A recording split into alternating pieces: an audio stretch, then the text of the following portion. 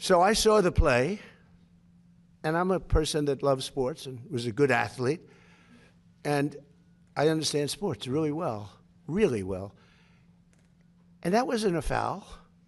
That wasn't even an infraction. That was two guys running full speed that happened to crash into each other.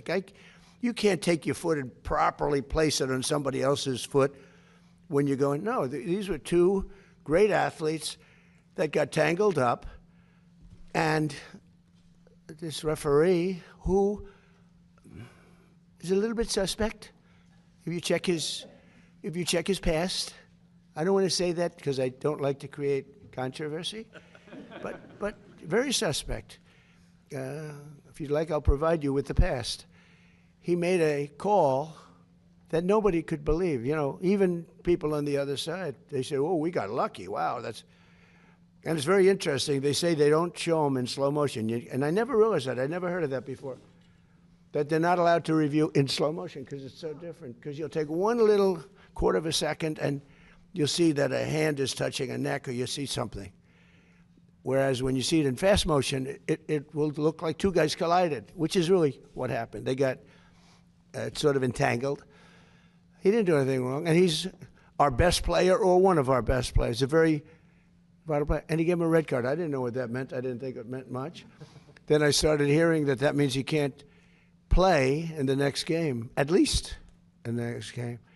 I said, boy, that's a big, if it happened to another player, it would have been unfair. But when they take your best player, or just about, they have some great players, and they say you can't play, that's very unfair. That's, it's one thing to penalize somebody for the game, but how do you penalize them for a game that hasn't been played yet? It's very unfair. You can't do that. So, yes, I asked for a review by FIFA.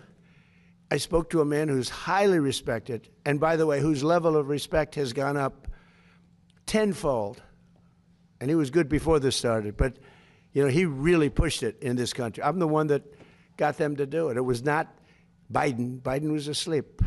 I got him to do it. In fact, it was very sad because I got him to do it, and if the progression was normal, I would have been retired now. The Democrats are saying, man, we should have just let him have his way. We would have had him gone. But I said, the saddest thing is I got the Olympics and I got the World Cup.